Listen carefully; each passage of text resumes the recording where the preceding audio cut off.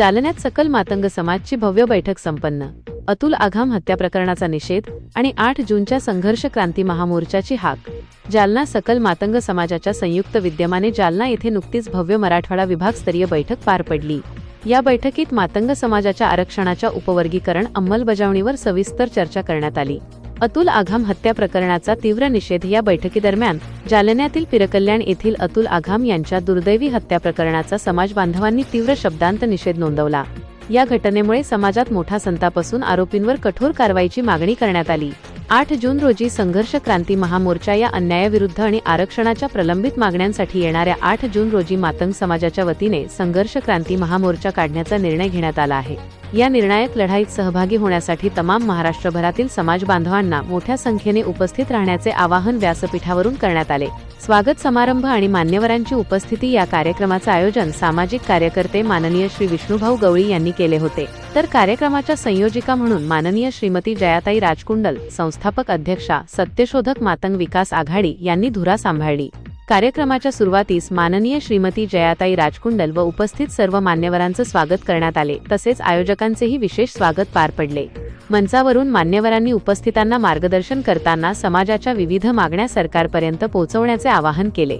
या बैठकीमुळे आरक्षणाच्या मुद्द्यावर समाजात मोठी एकजूट दिसून आली असून आपल्या हक्कांसाठी लढा अधिक तीव्र करण्याचा निर्धार यावेळी व्यक्त करण्यात आला।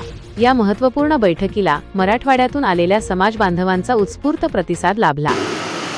आजचा कार्यक्रम आपला हा उपवर्गीकरणासाठीचा आहे आणि त्यासोबत जे पिरकल्याणला आमच्या मातंग बंधूचा जो मर्डर झाला, खून झालाय, ही म्हणजे ही अतिशय दुःखद आणि निंदनीय घटना आहे। त्याबद्दल मी जाहीर निषेध व्यक्त करते। माझ्या भावांनो, आम्ही गावचा बाहेरचे लोक, आम्हाला माणूस म्हणून जगण्याचा अधिकार डॉक्टर बाबासाहेब आंबेडकरांनी दिला, म्हणून आम्ही माणसामध्ये आलेलो आहोत आणि आज चांगल्या वस्त्यांमध्ये राहतो।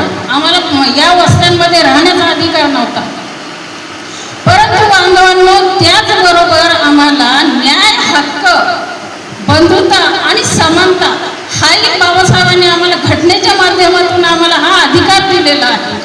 परंतु खरंच हा अधिकार, समानता आमच्या मानवाड्यापर्यंत, आमच्या गोरगरिबांच्या झोपड्यापर्यंत खरंच गेला आहे का, याचा आम्हाला म्हणजे फार मोठ्या प्रमाणामध्ये आम्हाला अभ्यास करावा लागेल। आणि दुसरी गोष्ट आहे, बाबासाहेबांनी आम्हाला हेही सांगितलं, शिका, संघटित व्हा, संघर्ष करा। पण आपण संघर्ष कोणासोबत करतो? आमच्यामध्येच महाराला बोलतोय, महार मागायला बोलतोय, कशासाठी? का हा छळ? तर आम्ही आरक्षण मागतो। अरे हे आरक्षण आम्हाला बाबासाहेबांनी दिलेलं आहे, 341 घटनेनुसार दिलेलं आहे आणि त्यावेळेस ही घटना, हा न्याय आमच्या समाजापर्यंत जाऊ नये का?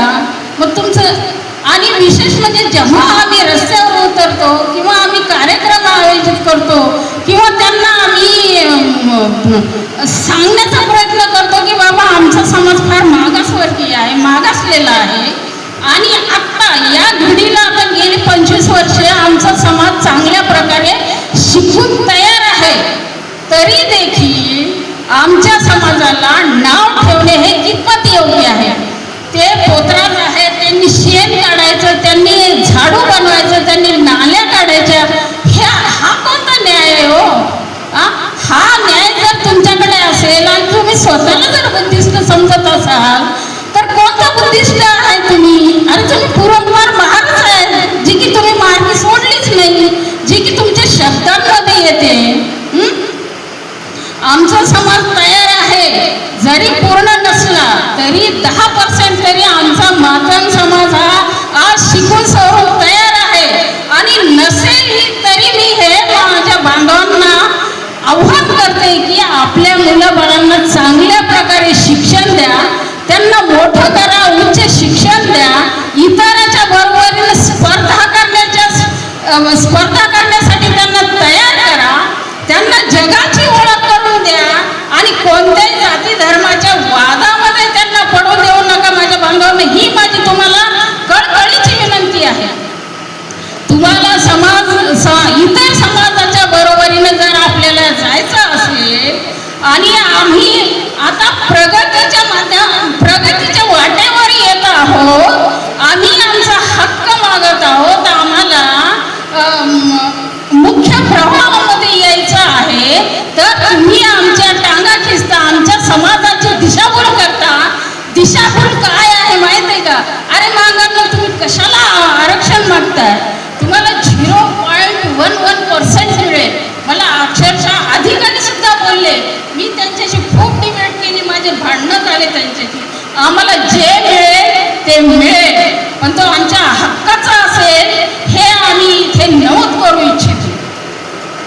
आणि दुसरा मुद्दा असा आहे, गेली 75 वर्ष झाली आमचे लोक 25-30 वर्षापासून या अवकाळाची मागणी मागत आहेत, तरी आमच्या वाटेला अजून काही मिळालेलं नाही. आणि ही जी उपवर्गीकरणाची अवकाळाची मागणी जी आहे बाळांनो, ही काय आत्ताची नाही आहे. गेली 1970 मध्ये प्रथमतः पंजाबच्या लोकांनी ही मागणी केली होती. तिथे भंगी आणि चर्मकार यांचा वाद होता. गेली 1970 मध्ये हा वाद असताना तिथले तत्कालीन मुख्यमंत्री ज्ञानी झैल यांनी हा वाद 1975ला मिटवला आणि तिथं अ आणि ब असं वर्गीकरण केलं.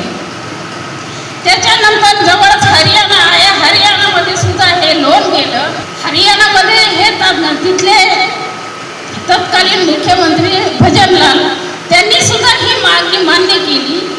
तिथं सुद्धा हे अबक झालं. त्याच्यानंतर तेलंगणा आहे, आंध्र प्रदेश आहे, मागच्या महिन्यामध्ये कर्नाटकामध्ये दिले गेले. मग तिथे भांडणं नाही झाले, तिथं कोणी विरोध केला नाही. महाराष्ट्रामध्ये कोण विरोध करणार आणि का विरोध करणार? आमचं भांडण सरकारशी आहे, देणारं सरकार आहे, विरोध करणार तुम्ही कोण? आणि तुम्हाला मागतोय का आम्ही? जर आम्ही तुम्हाला मागत नसेल तर तुम्ही आडवा येण्याचा किंवा याला विरोध करण्याचा कुणालाही अधिकार नाही.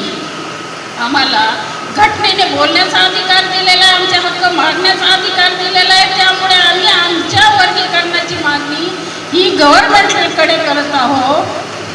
गव्हर्नमेंटकडे करत असताना तुम्ही विनाकारणच एवढा द्वेष करतात मातंग समाजाचा. आणि हे आता उभे पडलेले आहेत, जे आम्हाला म्हणत होते हे आमचे बंधू आहेत, लहान बंधू आहेत.